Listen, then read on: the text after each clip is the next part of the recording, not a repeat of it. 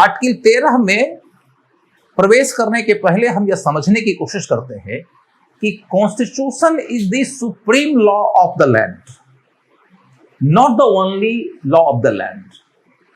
There are so many other laws. इस संविधान के बनने के पहले भी विधियां थी, संविधान के बनने के बाद भी विधियां आई हैं। पहले ब्रिटिश शासन के दौरान में विधियां हैं, जैसे कि आईपीसी है, सीपीसी है, सीआरपीसी है, ऐसे और भी कई विधियां थी। उसी के साथ हम आजादी के बाद भारत की संसद के द्वारा बनाई गई हुई विधियां देख सकते हैं।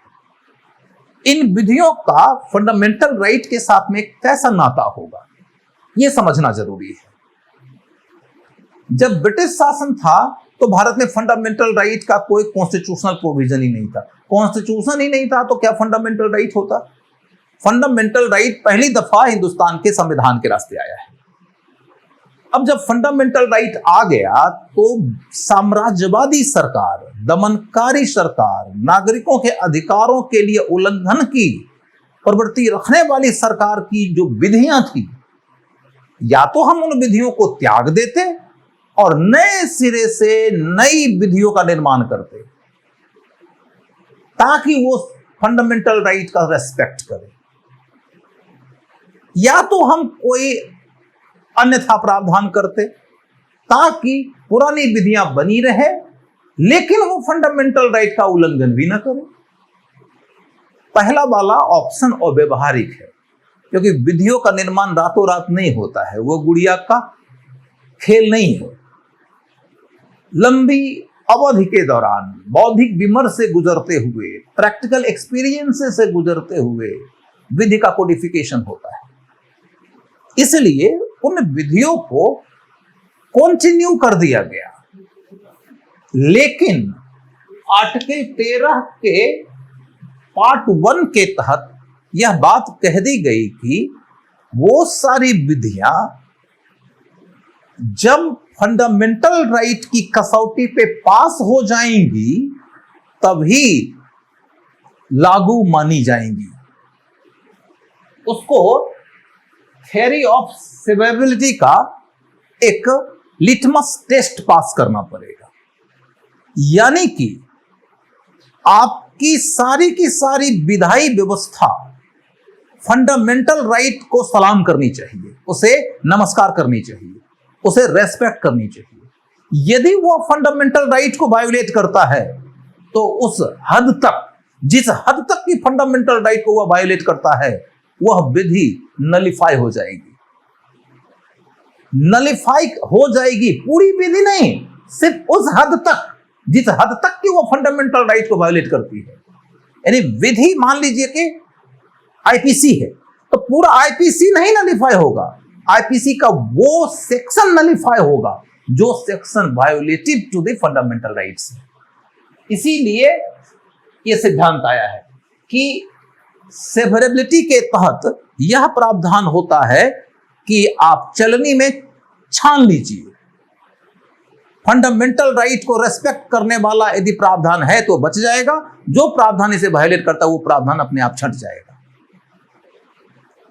तो फंडामेंटल राइट और पुरानी विधियों के बीच का संबंध एक दूसरे के साथ में सहअस्तित्व वाला हो जाएगा। इसी क्रम में एक दूसरा शब्द है एक्लिप्स का सिद्धांत। एक्लिप्स के सिद्धांत का मतलब यह होता है कि उन विधियों को आप विधि की किताब से निकालिए नहीं, उसे वहीं छोड़ दीजिए।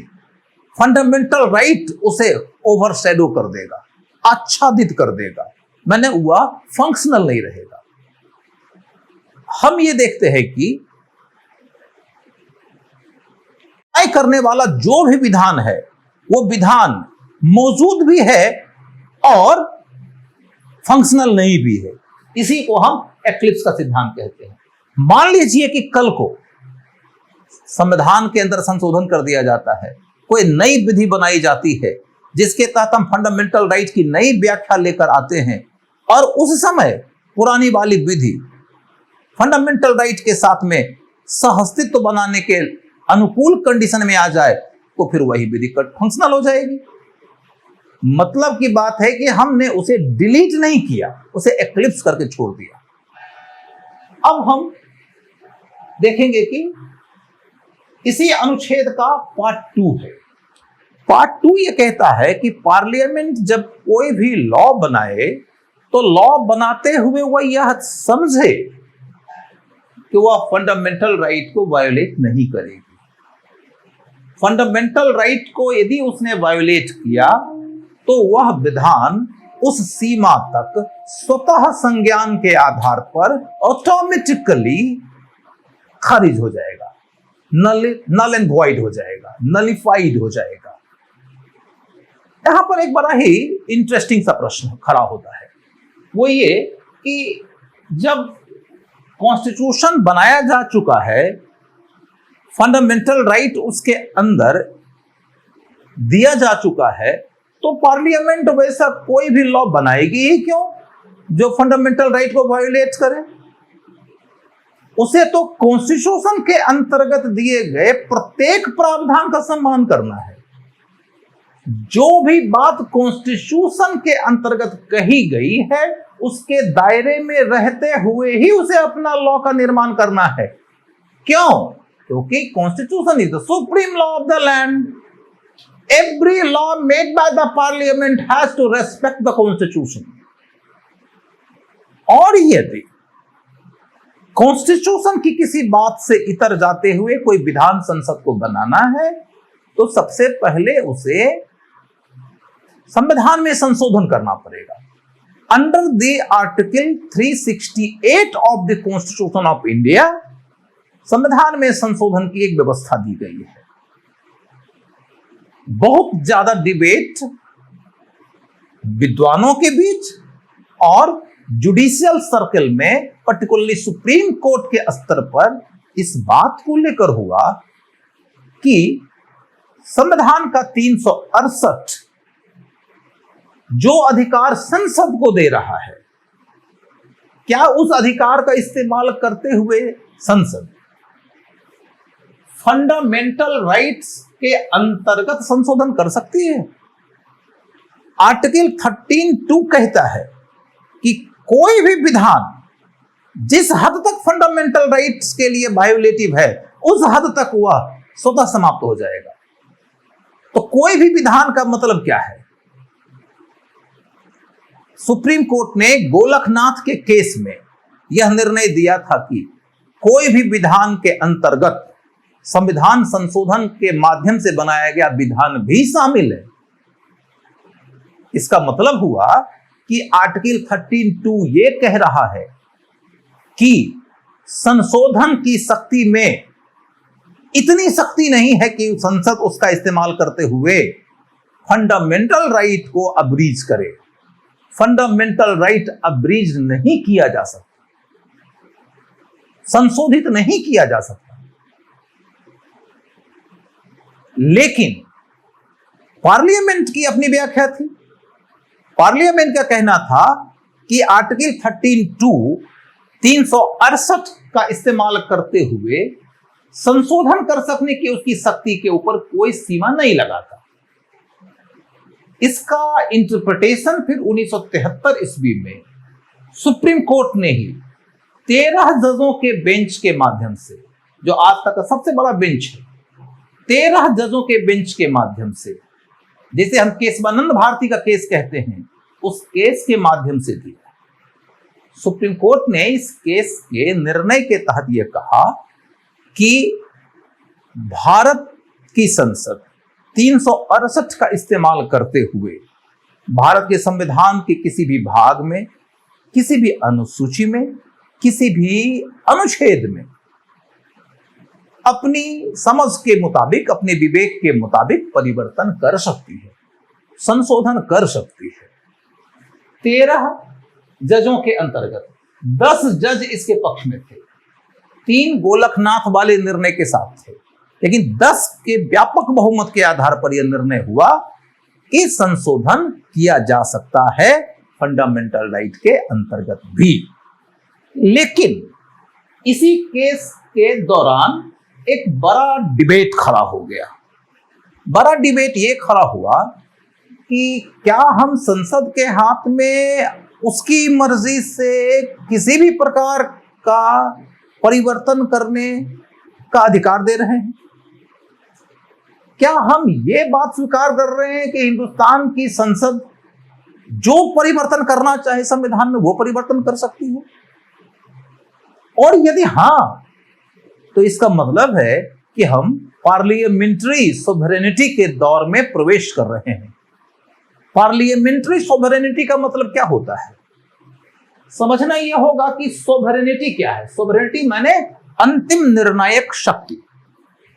राजतंत्र में यह शक्ति होती थी राजा में, लोकतंत्र में यह शक्ति आ गई पीपल में, वी द पीपल में। वी द पीपल की संख्या तो करोड़ों है। क्या करोड़ों आदमी उस सोवरेनिटी का प्रैक्टिकल इस्तेमाल कर सकता है? तो नहीं कर सकता। अब सवाल यह उठता है कि वी द पीपल ने अपनी सोवरेनिटी किसे दिया? दुनिया के कॉन्स्टिट्यूशनल प्रावधानों के तहत दो तरह की बातें हैं, कॉन्स्टिट्यूशन में दिया या कि पार्लियामेंट में दिया। ब्रिटिश मॉडल का कहना है कि जनता की संप्रभुता संसद में निहित होती है, इसीलिए बात कही जाती है कि ब्रिटिश पार्लियामेंट दुनिया की सबसे ज्यादा शक्तिशाली पार्लियामेंट है। उसकी शक्ति की सिर्फ और सिर्फ एक सीमा है। लोग ये कहते हैं कि वो सिर्फ और सिर्फ स्त्री को पुरुष नहीं बना सकती, पुरुष को स्त्री नहीं बना सकती, बाकी जो परिवर्तन करना चाहे तो कर सकती है। दूसरा मॉडल अमेरिकन मॉडल है।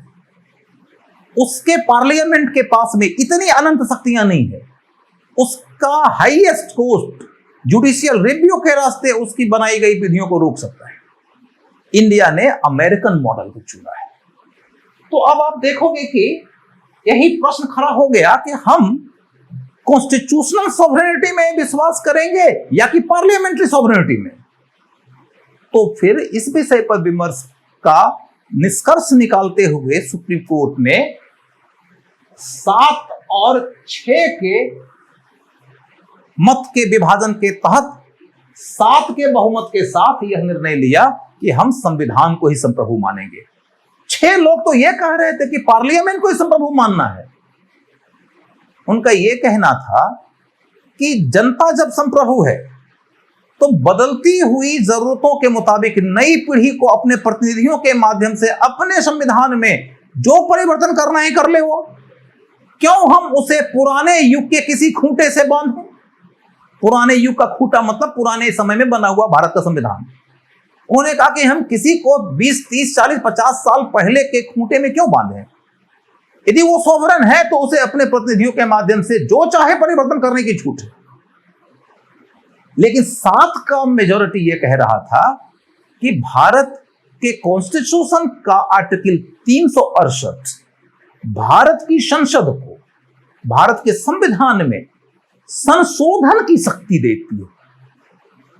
संशोधन की शक्ति, right to amend, not the right to destroy. आपको डॉक्टर की तरह यह अधिकार दिया गया है कि डॉक्टर सर्जरी कर सकता है अपने पेशेंट का ताकि पेशेंट की जान बचे। Doctor has no right to kill the patient. So parliament according to the 368 can amend the constitution. The form of the constitution means the part, the schedule, the article.